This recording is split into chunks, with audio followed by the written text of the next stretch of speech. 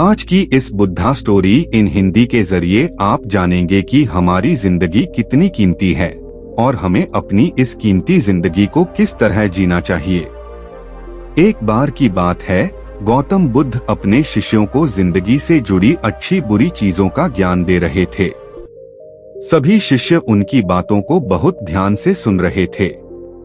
उन सभी में एक शिष्य ऐसा था जिसे प्रश्न पूछने की बहुत आदत थी।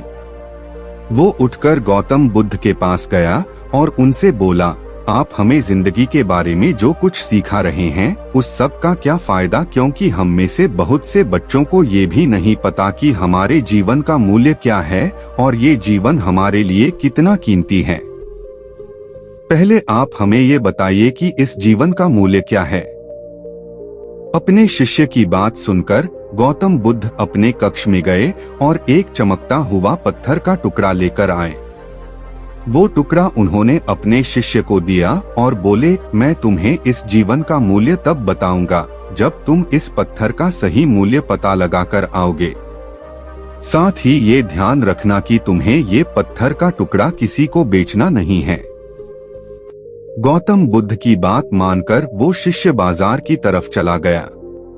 बाजार में सबसे पहले उसकी नजर एक फल बेचने वाले पर पड़ी और उसने वो पत्थर उस फल वाले को दिखाया और बोला, इस पत्थर के बदले आप मुझे कितने फल दे सकते हो।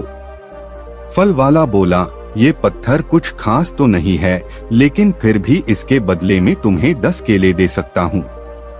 वो शिष्य उस पत्थर को लेकर आगे चला गया।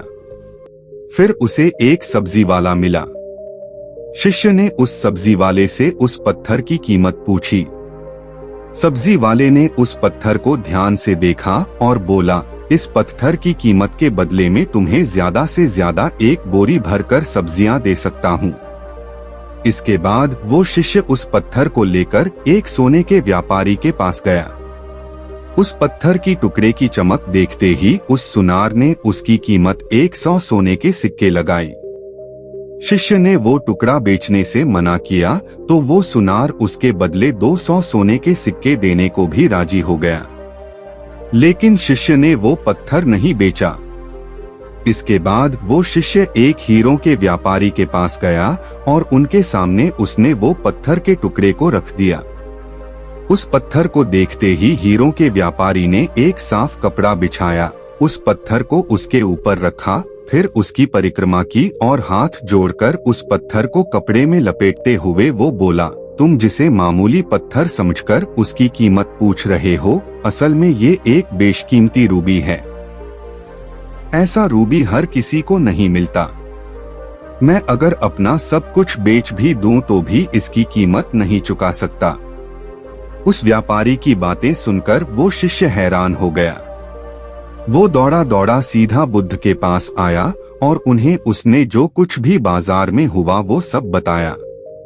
उसकी अचरज भरी बातें सुनकर गौतम बुद्ध बोले, तुम्हारे सवाल का जवाब इस रूबी की कीमत में ही छिपा है।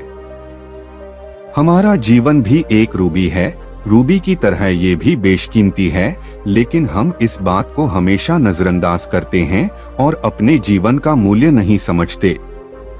हम दूसरों को देखकर और उनके जैसा जीवन जीने की कोशिश में अपने जीवन की कीमत को कम कर देते हैं।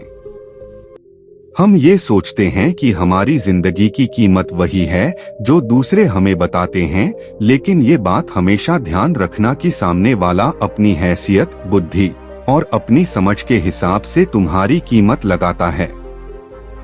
सीख जो हमें गौतम बुद्ध की प्रेरणादायक कहानी से मिलती है, जिंदगी सिर्फ एक बार मिलती है, इसलिए इसको बर्बाद ना करें।